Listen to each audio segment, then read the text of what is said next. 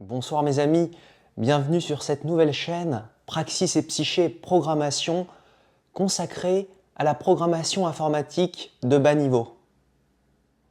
Sur la chaîne principale Praxis et Psyché, depuis 4 ans maintenant, je publie du contenu dédié à l'introspection, la psychologie, la philosophie et la littérature. C'est aussi le partage d'un chemin parcouru à travers les textes et les expériences qui m'ont construit, pour aider chacun à mieux se connaître et à avancer sur son propre chemin. Sur Praxis et Psyché, Programmation, je propose d'explorer le langage d'assembleur, puis C et C++, et enfin Rust. L'idée est de partir du niveau machine le plus bas, juste au-dessus du binaire, pour remonter progressivement vers des langages avec un niveau d'abstraction plus élevé. Chaque instruction affichée à l'écran sera expliquée non seulement du point de vue du langage, mais aussi de son impact concret sur le matériel, le CPU, les registres, la mémoire vive. Les instructions et les comportements seront expliqués avec pédagogie, en prenant le temps, pour que les débutants puissent avoir les bases nécessaires pour progresser par eux-mêmes dans leur compréhension et leur pratique de la programmation. Ce soir, on commence la première grande formation sur cette chaîne en langage d'assembleur, sur l'architecture x86 en 64 bits. Sur ma machine, qui est en Apple Silicon, ce code est exécuté via Rosetta, une couche de traduction. Mais l'architecture étudiée reste bien x86-64. Mais avant d'écrire la moindre instruction, il faut comprendre une chose essentielle. En langage d'assembleur, on ne manipule pas des concepts abstraits, on manipule directement la machine, ou plus précisément son architecture. Et donc, avant de se lancer pleinement dans le langage, on est dans l'obligation de présenter le matériel informatique concerné, le CPU et ses registres, la mémoire vive, la RAM et le bus. C'est l'objectif des premières vidéos de la chaîne. Et ce soir, on commence par le CPU.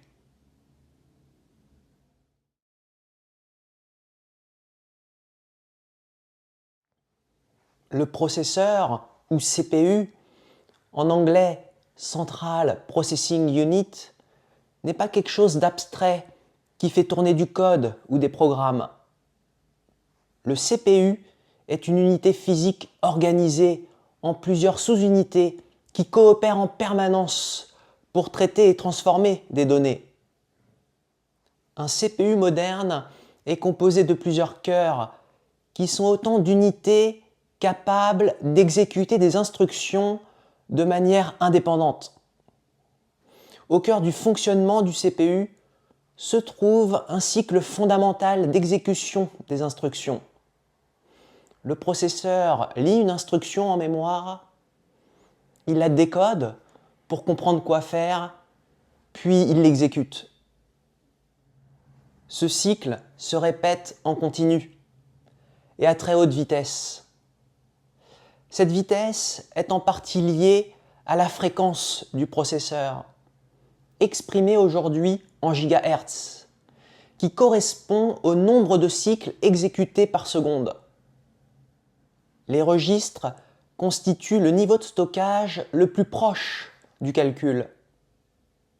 Ce sont de très petites zones de stockage internes au CPU, avec un accès extrêmement rapide, dans lesquelles sont stockées temporairement les données manipulées. Quand on écrit en langage d'assembleur, c'est principalement avec ces registres qu'on interagit directement. Des registres comme RAX, RBX ou RCX servent au calcul, tandis que des registres spécialisés comme RSP contiennent l'adresse du sommet de la pile et RIP l'adresse de la prochaine instruction à exécuter. Dans la prochaine vidéo, on entrera en détail dans leur fonctionnement. Les opérations arithmétiques et logiques sont réalisées par l'ALU, en anglais Arithmetic Logic Unit, l'unité de calcul du CPU. Quand une instruction, comme une addition, est exécutée, les données sont prises dans les registres, traitées par l'ALU, puis le résultat est replacé dans un registre. À chaque opération, le CPU met également à jour des indicateurs appelés flags, qui décrivent l'état du résultat de la dernière opération exécutée. On verra plus tard dans cette formation à quoi servent exactement ces flags, notamment pour les instructions conditionnelles. Pour l'instant, retenons que ces flags sont des bits regroupés dans un registre spécial du CPU, appelé rflags. L'unité de contrôle du CPU orchestre l'ensemble. Elle coordonne la lecture des instructions, leur interprétation et leur exécution. Le CPU moderne peut même réorganiser certaines instructions pour optimiser les performances, tout en conservant le même résultat. Le CPU s'appuie en permanence sur des caches L1, L2, L3, qui servent d'intermédiaire rapide entre lui et la mémoire principale, la RAM. En fait, il existe un décalage important de vitesse d'accès entre les registres et la RAM. Accéder à un registre prend quelques cycles, alors qu'un accès à la RAM peut en prendre des dizaines, voire des centaines. Le cache existe précisément pour réduire cet écart. Un cache est une petite mémoire très rapide, située dans chaque cœur du CPU, pour le L1 et le L2, ou partagée entre les cœurs, pour le L3. Le rôle du cache est de stocker temporairement des copies de données issues de la RAM, en anticipant les besoins du processeur. Le premier niveau, le cache L1, est le plus petit, mais aussi le plus rapide. Il est directement intégré dans le cœur du CPU et souvent séparé en deux parties.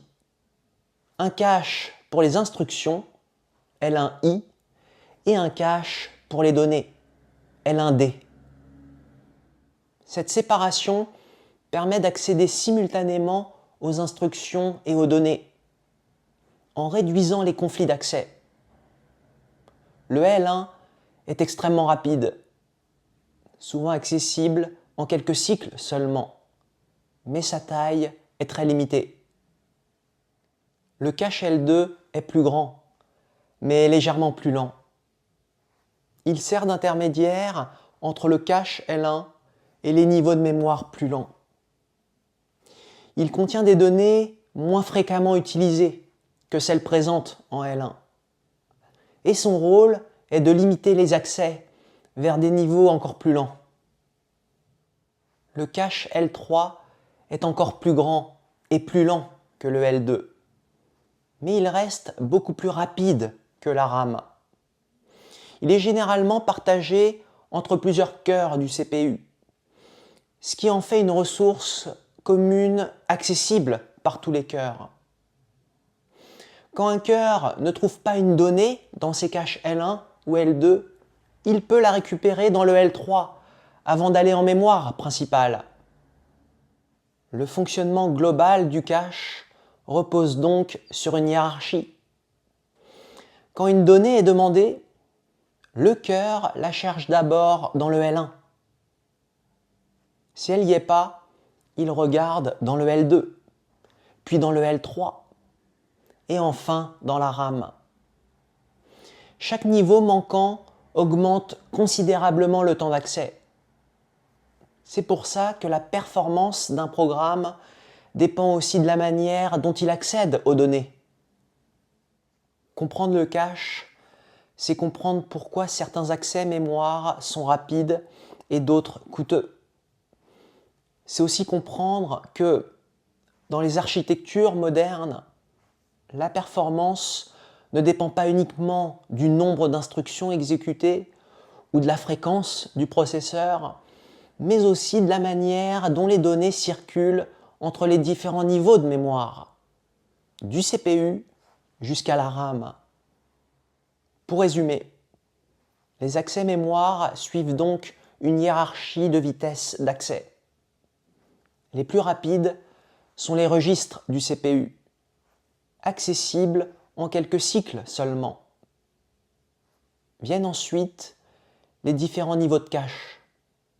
Le cache L1, extrêmement rapide mais très petit, puis le L2, un peu plus lent mais plus grand, et enfin le L3, encore plus grand mais avec une latence plus élevée. La mémoire vive, la RAM, se situe tout en bas de cette hiérarchie.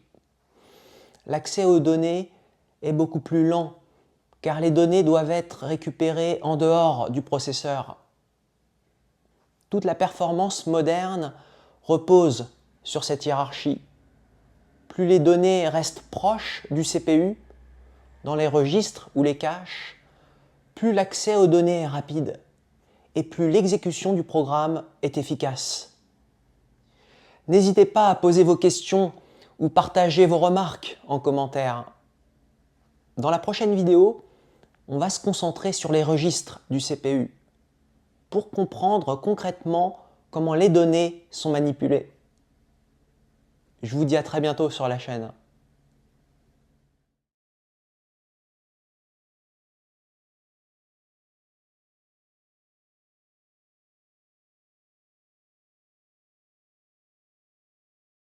Bonsoir mes amis, dans la vidéo précédente, on a introduit un composant central de l'ordinateur et de toute exécution informatique, le CPU.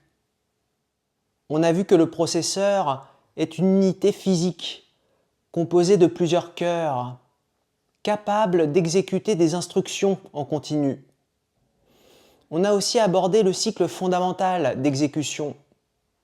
Le CPU lit une instruction en mémoire, la décode, puis l'exécute en boucle et à très haute vitesse.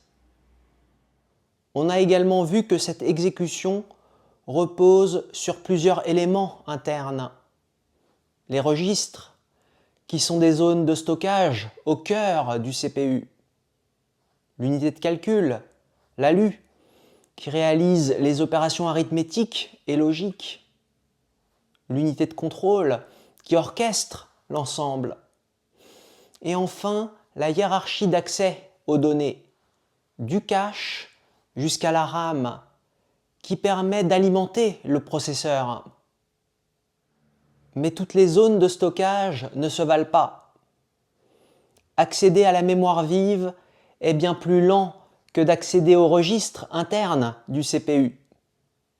Dans cette vidéo, on va présenter les registres, qui sont les zones de stockage les plus rapides.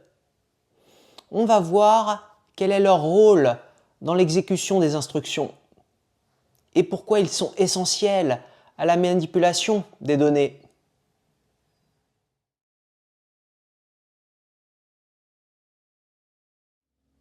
Les registres constituent l'espace de travail immédiat du processeur. Ce sont de très petites zones de mémoire directement intégrées dans le CPU, avec un accès extrêmement rapide. En langage d'assembleur, on manipule directement le contenu de ces registres. Quand une instruction est exécutée, le CPU lit des données dans les registres, effectue des opérations, puis écrit le résultat dans un registre. Chaque cœur du processeur possède ses propres registres. Il peut ainsi manipuler ces données de manière indépendante. Contrairement à la mémoire vive, la RAM, dont l'accès est plus lent, les registres sont accessibles en quelques cycles seulement. C'est pour cette raison qu'ils sont au cœur de toute exécution en assembleur. Un registre ne contient rien d'autre que des bits, c'est-à-dire une suite de 0 et de 1. Et sur l'architecture x86-64, les registres généraux contiennent 64 bits. Ces bits peuvent représenter différentes choses selon le contexte. Un entier, une adresse mémoire ou toute autre donnée interprétée par le programme. Mais au niveau matériel, il n'y a aucune distinction. Ce ne sont que des bits. Et c'est l'interprétation que l'on en fait qui leur donne un sens. On va maintenant parcourir les principaux registres généraux et voir à quoi ils servent concrètement. Au niveau matériel, les registres ne sont que des zones de stockage de bits, sans rôle imposé. Mais en pratique, leur utilisation suit des conventions, notamment pour interagir avec d'autres fonctions ou avec du code existant. Le registre RAX est notamment utilisé comme registre de retour des fonctions. Quand une fonction renvoie une valeur, celle-ci est placée dans RAX. Ce registre est aussi utilisé automatiquement par certaines instructions arithmétiques, notamment pour les multiplications et les divisions. RBX est un autre registre général, mais avec une particularité importante. Selon les conventions d'appel, une fonction peut l'utiliser, mais elle doit le laisser dans le même état qu'avant son appel. Si la fonction le modifie, elle doit donc restaurer sa valeur avant de retourner. Ce registre est donc souvent utilisé pour conserver des valeurs qu'on souhaite préserver. RCX joue souvent le rôle de compteur, notamment dans les boucles ou certaines instructions répétitives.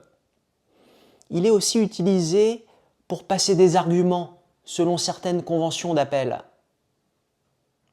RDX est fréquemment utilisé en complément de RAX, en particulier pour les opérations produisant des résultats sur plusieurs registres, comme les divisions.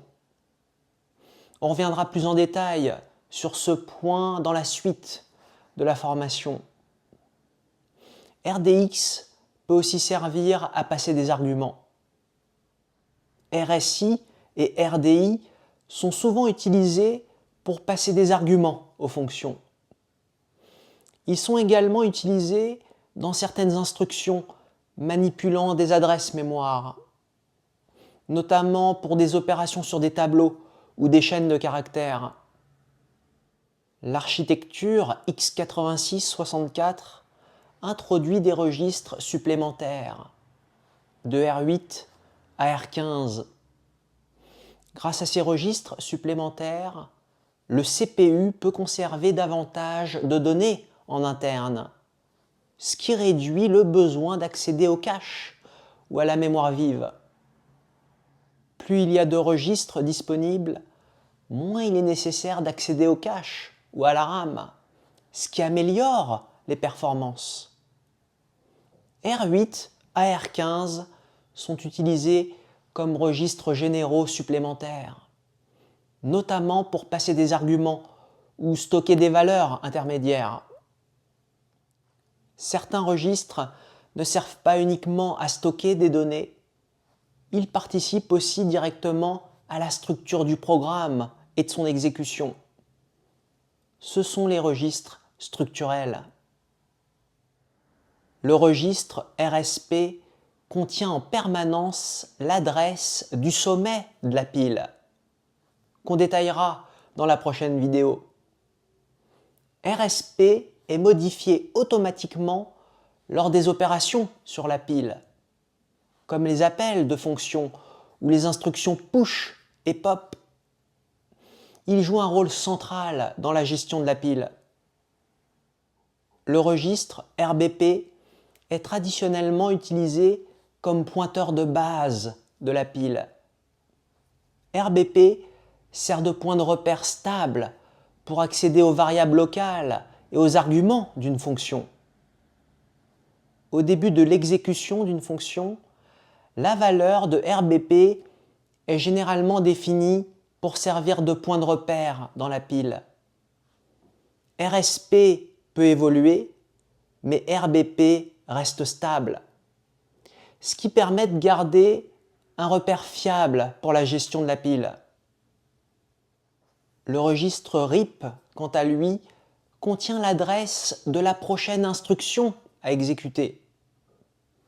RIP évolue automatiquement au cours de l'exécution du programme, sauf en cas de saut ou de modification du flux d'exécution. C'est lui qui détermine le flux d'exécution du programme. Dans la suite de la formation, on reviendra plus en détail sur ces trois registres. Il est important de les maîtriser en langage d'assembleur. Le registre RFlags contient un ensemble de bits appelés flags, chacun représentant une information sur l'état du processeur après l'exécution d'une instruction. Ces indicateurs sont utilisés par les instructions conditionnelles pour décider de la suite de l'exécution. Ils permettent par exemple de savoir si un résultat est nul, s'il y a eu un dépassement, ou encore s'il y a eu une retenue, c'est-à-dire quand un calcul produit un bit supplémentaire qui dépasse la capacité du registre. On reviendra plus en détail sur ces flags et leur utilisation dans la suite de la formation. Les registres généraux peuvent être manipulés à différentes tailles. Par exemple, RAX peut être manipulé en tant que registre 64 bits, RAX, mais aussi 32 bits, EAX, 16 bits, AX, ou 8 bits, AL pour les 8 bits de poids faible, et AH pour les 8 bits de poids fort. Cette flexibilité permet de travailler avec des données de tailles différentes, sans changer de registre. Il ne s'agit pas de registres différents, mais de différentes manières d'accéder au même registre. Ce principe s'applique aux registres généraux. On détaillera ce point plus loin dans la formation. À ce stade, on peut déjà voir le rôle central des registres dans l'exécution. Ce sont eux qui contiennent les données utilisées à chaque étape du calcul. Chaque instruction lit des valeurs dans les registres, les transforme, puis écrit le résultat dans un registre. La mémoire principale, la RAM, existe bien sûr, mais elle est plus lente. Le CPU privilégie donc les registres pour effectuer ces opérations. Pour résumer, les registres sont des zones de mémoire internes au CPU, extrêmement rapides, qui contiennent des données sous forme de bits, des 0 ou des 1. Chaque instruction les manipule directement, et comprendre leur fonctionnement est indispensable pour saisir comment un programme s'exécute réellement.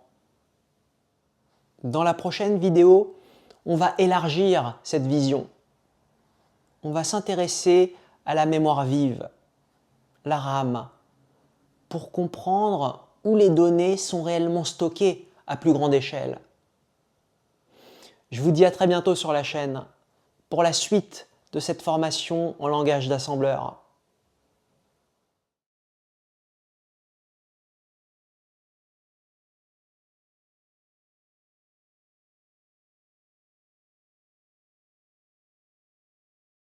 Bonsoir mes amis, ce soir on continue notre introduction au matériel dans le cadre de cette formation en langage d'assembleur. Dans la vidéo précédente, on a exploré les registres du CPU. On a vu que ce sont des zones de stockage extrêmement rapides, directement intégrées dans chaque cœur du processeur, et que les données qu'elles contiennent sont manipulées au moment de l'exécution. On a également vu que les registres ne contiennent que des bits. Et ces bits peuvent représenter différentes choses. Des valeurs, mais aussi, parfois, des adresses mémoire. Mais une adresse, vers quoi ça pointe? C'est précisément ce qu'on va voir dans cette vidéo. On va s'intéresser à la mémoire vive, la RAM. Mais pas comme on la présente habituellement. On ne va pas parler de barrettes, ni de capacité en gigaoctets. On va voir ce que la mémoire représente, du point de vue du programme et du point de vue du CPU.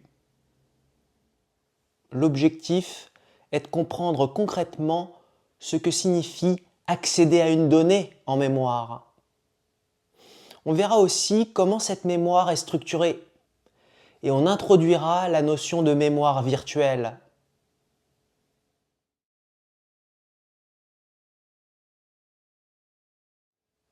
La mémoire, du point de vue du programme, peut être vue comme un immense espace linéaire. Une suite de cases, les unes à la suite des autres. Chaque case possède une adresse.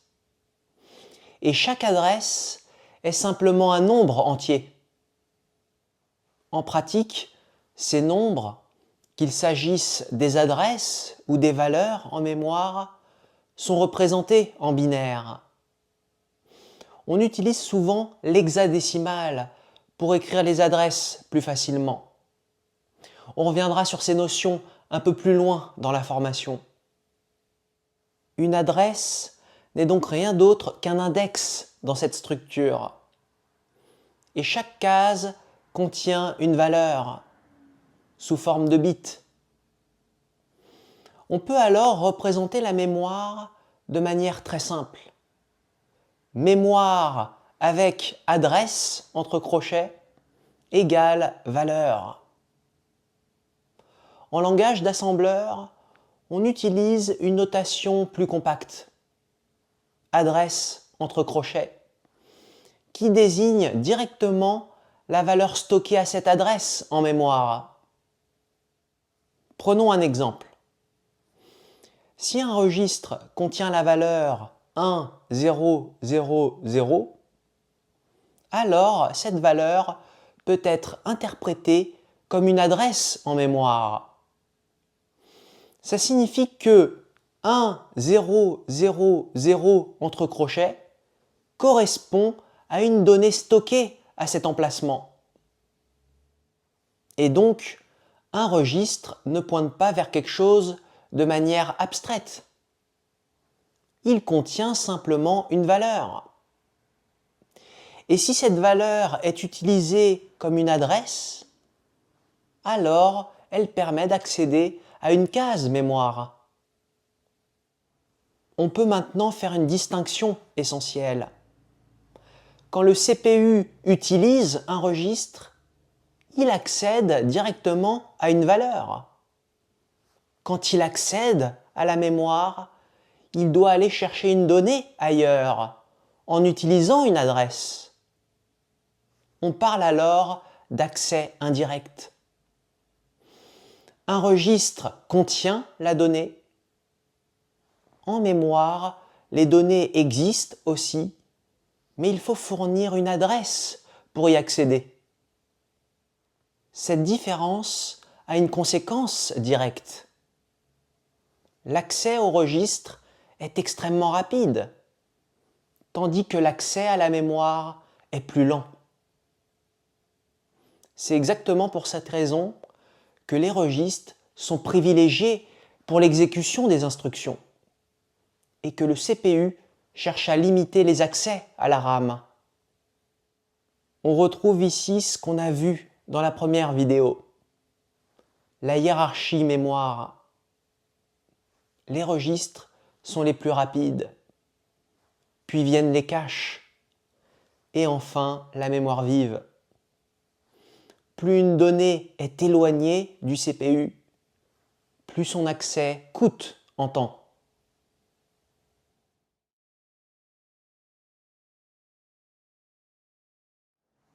Jusqu'ici, on a considéré la mémoire comme un simple tableau de cases. Mais en pratique, cet espace n'est pas uniforme. Toutes les adresses ne correspondent pas au même type de données. La mémoire est organisée en différentes zones, chacune ayant un rôle précis. On peut représenter cette organisation de la manière suivante. On trouve aux adresses les plus basses une zone appelée segment code ou segment texte. Cette zone contient les instructions du programme, c'est-à-dire les instructions que le CPU va lire et exécuter. Elle est généralement en lecture seule et exécutable. Ça signifie que le programme peut lire ces instructions pour les exécuter, mais qu'il ne peut pas les modifier pendant l'exécution. Le terme exécutable indique que cette zone mémoire est marquée comme contenant des instructions que le CPU est autorisé à exécuter. Ces instructions sont directement stockées dans le fichier exécutable du programme. Au moment du lancement, elles sont chargées en mémoire dans ce qu'on appelle le segment texte. Pour résumer, le fichier exécutable, obtenu à partir du fichier source, contient les instructions du programme sous forme binaire. Quand on lance le programme, ces instructions sont chargées en mémoire dans le segment texte. Au-dessus se trouve le segment des données initialisées, appelé segment data. Il contient les variables globales et statiques qui ont une valeur définie au moment de la compilation. Par exemple, si une variable globale est initialisée dans le code, comme une constante pi, définie à 3,14, sa valeur est directement stockée sous forme binaire dans ce segment. Résumons. Ces valeurs sont présentes dans le fichier exécutable du programme, puis copiées en mémoire dans le segment data au moment du lancement. Puis vient le segment BSS. Il contient les variables globales non initialisées. Ces variables ne sont pas stockées dans le binaire du programme. Elles ne prennent donc pas de place dans le fichier exécutable. Au moment où le programme est chargé en mémoire, le système réserve l'espace nécessaire en mémoire vive dans le segment BSS et initialise automatiquement ces variables à 0. Ça permet d'avoir des variables prêtes à être utilisées dès le démarrage, tout en réduisant la taille du fichier exécutable du programme. Pour bien comprendre la différence entre les zones data et BSS, on peut prendre quelques exemples simples. Prenons d'abord une variable globale x, initialisée à 5. Dans ce cas, la valeur 5 est connue à l'avance au moment de la compilation. Elle est donc directement stockée dans le fichier exécutable, puis copiée en mémoire dans le segment data quand on lance le programme. Prenons maintenant une variable globale y non initialisée. Ici, aucune valeur n'est définie dans le code. Dans ce cas, rien n'est stocké dans le fichier exécutable. Au moment du chargement en mémoire, le système réserve simplement de l'espace pour cette variable et initialise automatiquement cette zone à 0. Cette variable est alors placée dans le segment BSS. Prenons enfin un cas plus parlant. On déclare un très grand tableau d'1 million de cases contenant des entiers. Si ce tableau devait être stocké dans le fichier exécutable du programme, le fichier serait inutilement énorme. À la place, aucune donnée n'est stockée dans le binaire. Mais au démarrage du programme, le système réserve un bloc de mémoire suffisamment grand dans le segment BSS et initialise tout ce bloc à 0. On peut ensuite utiliser ce tableau normalement, comme n'importe quelle autre variable. On peut donc résumer simplement. Si une valeur est connue à la compilation, elle est stockée dans le fichier exécutable, puis copiée en mémoire dans le segment data quand on lance le programme. Sinon, rien n'est stocké dans le fichier exécutable et de la mémoire est simplement réservée dans le segment BSS au démarrage, puis initialisée à 0. Dans les deux cas, une fois le programme lancé, les variables sont en mémoire et utilisées de la même manière. Au-dessus de ces segments, on trouve une zone appelée le tas, ou heap en anglais. Le tas est utilisé pour les allocations dynamiques, c'est-à-dire pour réserver de la mémoire au moment de l'exécution du programme. Par exemple, en langage C, quand on utilise une fonction comme malloc, le programme demande de la mémoire au système. Cette mémoire est alors allouée dans le tas. Encore plus haut, dans l'espace mémoire, on trouve la zone appelée les mappings. Elle contient notamment les bibliothèques utilisées par le programme, ainsi que certains fichiers associés à son exécution. Par exemple, quand un programme utilise une bibliothèque externe, comme la bibliothèque standard du langage C ou une bibliothèque graphique dynamique, le système charge cette bibliothèque en mémoire, dans les mappings. Le contenu de ces fichiers est directement accessible en mémoire, avec des adresses. Le programme peut alors y accéder comme s'il s'agissait d'un simple tableau de données stocké en mémoire, sans avoir besoin de les lire explicitement. Petit aparté. Il existe deux types de bibliothèques. Les bibliothèques statiques sont directement intégrées dans le fichier exécutable du programme. Leur code est inclus dès la compilation. Le programme n'a donc pas besoin d'aller chercher ces bibliothèques au moment de l'exécution. En contrepartie, le fichier exécutable est plus volumineux. A l'inverse, les bibliothèques dynamiques ne sont pas intégrées dans l'exécutable. Elles sont chargées séparément au moment du lancement du programme, puis mappées en mémoire. C'est ce mécanisme qu'on vient de décrire avec les mappings. Enfin, au sommet de la mémoire, on trouve la pile, ou stack en anglais.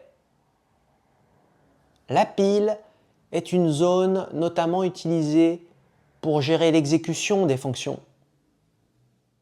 À chaque appel de fonction, une nouvelle zone est ajoutée à la pile. Elle contient les variables locales, les arguments de fonction, ainsi que les informations nécessaires pour reprendre l'exécution une fois la fonction terminée. La pile fonctionne selon un principe simple. Dernière entrée, premier sorti. Pensez à une pile d'assiettes. La dernière qu'on ajoute est celle qu'on retire en premier. C'est ce qu'on appelle le principe LIFO en anglais. Last in, first out. Un autre point important. La pile commence à une adresse élevée et grandit vers des adresses plus petites. Quand de nouvelles données sont ajoutées à la pile, les adresses diminuent. À l'inverse, le tas grandit vers les adresses plus grandes. Ce ne sont pas des notions spatiales, physiques. Il s'agit simplement de comparaison entre des adresses. Cette organisation est essentielle pour comprendre comment la mémoire est utilisée par un programme. On détaillera ces caractéristiques plus tard dans la formation. Pour conclure sur la structure de la mémoire vive, la RAM n'est pas un bloc uniforme, mais un ensemble structuré de régions spécialisées, chacune ayant un rôle précis. Comprendre cette organisation donne du sens aux adresses qu'on manipule en langage d'assembleur, ou même en C. Ça permet aussi d'anticiper le comportement du programme, que ce soit en termes de performance, de gestion mémoire ou de bugs.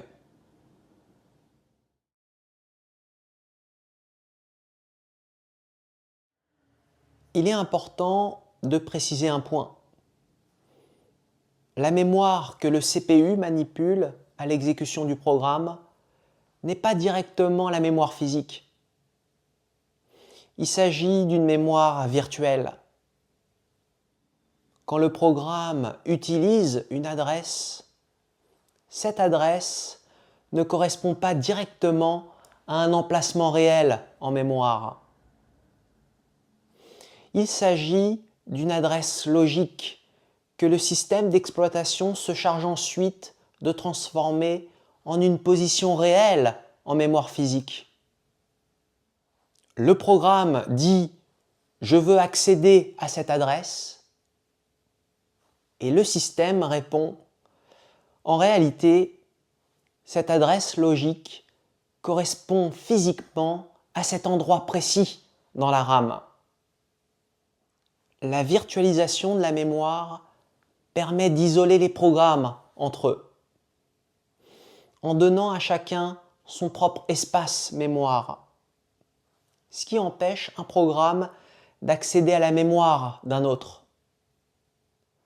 Ce mécanisme est transparent du point de vue du programme. En langage d'assembleur, on manipule des adresses comme si cet espace était physique.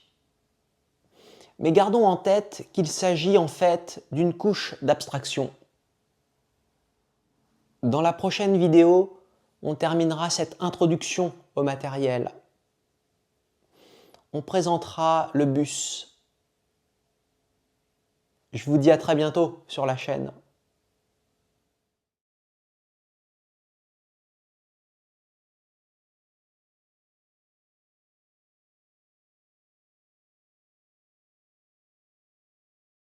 Bonsoir mes amis, ce soir on finalise la première partie de cette formation en langage d'assembleur, consacrée à l'introduction au matériel.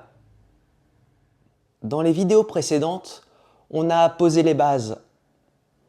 On a introduit le CPU qui exécute les instructions. Les registres qui sont les zones de stockage les plus rapides au cœur du processeur. Et la mémoire vive, la RAM, qui permet de stocker les données dans un espace adressable. À ce stade, le CPU existe, les registres existent, la mémoire aussi. Mais comment ces éléments communiquent entre eux? Comment une donnée située en mémoire peut-elle être lue, puis utilisée par le processeur? C'est précisément ce qu'on va voir dans cette vidéo avec une notion centrale, le bus.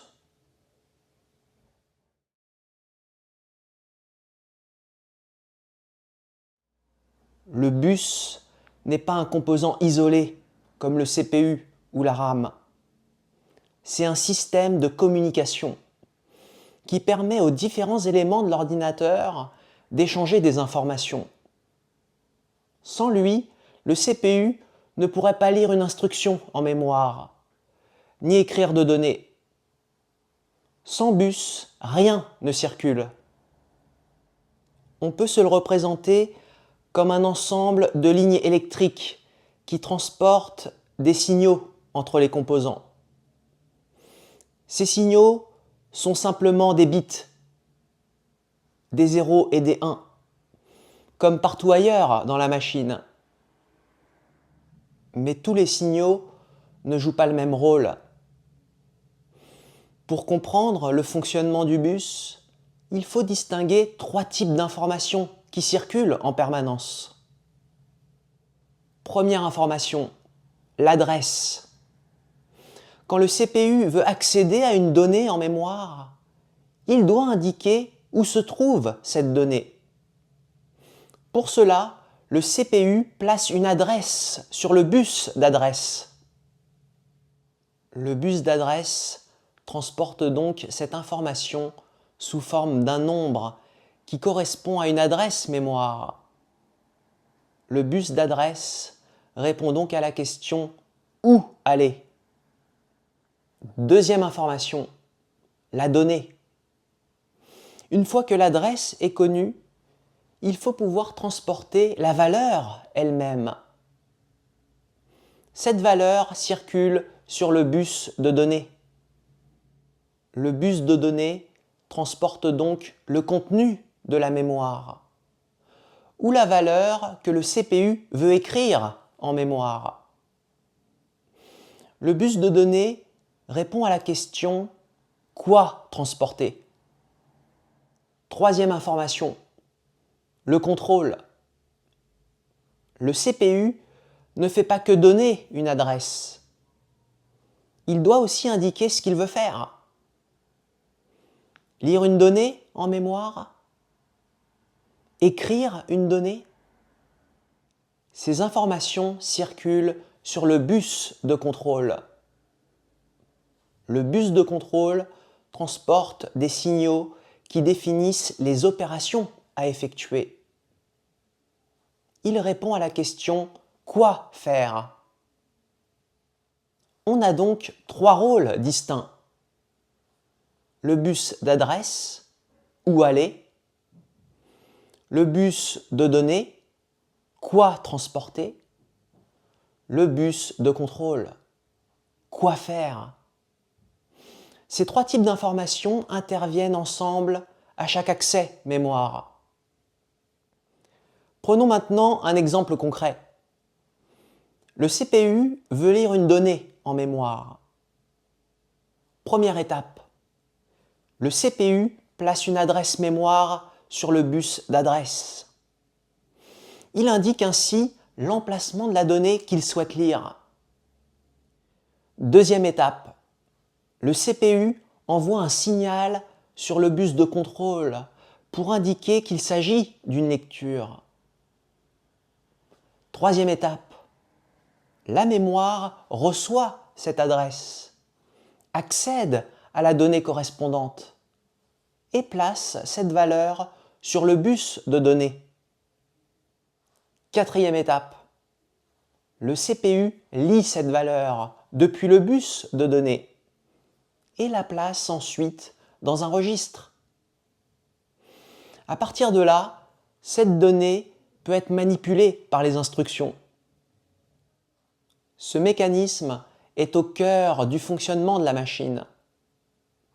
Quand on écrit en langage d'assembleur une instruction qui lit une valeur en mémoire, c'est cette séquence qui est déclenchée au niveau matériel.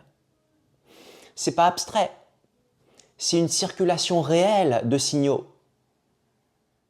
Le principe est similaire pour une écriture. Le CPU place une adresse mémoire sur le bus d'adresse. Il place la valeur à écrire sur le bus de données. Et il envoie un signal sur le bus de contrôle pour indiquer qu'il s'agit d'une écriture. La mémoire reçoit alors cette information et stocke la valeur à l'adresse indiquée. On retrouve les mêmes éléments, mais dans un sens différent. C'est toujours une coordination entre adresse, données et contrôle. On peut maintenant conclure cette introduction au matériel et relier tout ce qu'on a vu depuis le début. Les registres contiennent les données immédiatement utilisées par le CPU. La mémoire contient les données à plus grande échelle. Et le bus permet de faire circuler ces données entre la mémoire et le processeur. Quand une instruction utilise une adresse mémoire, le CPU passe nécessairement par le bus. C'est ce qui rend l'accès à la mémoire plus lent que l'accès au registre. Ce n'est plus un accès interne, mais une communication entre composants. C'est aussi pour cette raison que les caches existent, comme on l'a vu dans la première vidéo. Ils permettent de réduire le nombre d'échanges avec la RAM et donc de limiter les passages par le bus. Il est important de préciser un point. Dans les architectures modernes, le terme bus est une simplification. En réalité, il existe plusieurs types d'interconnexions, plus sophistiquées et adaptées aux performances actuelles. Mais pour comprendre le fonctionnement de base de la machine, cette représentation reste valable. Elle permet de saisir comment les données circulent entre les composants. Et surtout, elle donne du sens aux instructions qu'on va écrire plus tard dans cette formation. Quand on manipulera la mémoire en assembleur, on ne fera pas qu'écrire des instructions ou manipuler des adresses. On déclenchera des échanges concrets entre le CPU et la mémoire. Dans les prochaines vidéos, avant d'écrire des instructions en langage d'assembleur, on va devoir se plonger dans l'écriture binaire et hexadécimale. On verra comment lire et écrire dans ces bases. Maîtriser avec une feuille et un stylo les informations stockées dans les composants informatiques et savoir effectuer sur papier des opérations arithmétiques est indispensable pour pouvoir coder en assembleur. Dans la prochaine vidéo, on commencera cette deuxième partie de la formation. Je vous dis à très bientôt sur la chaîne.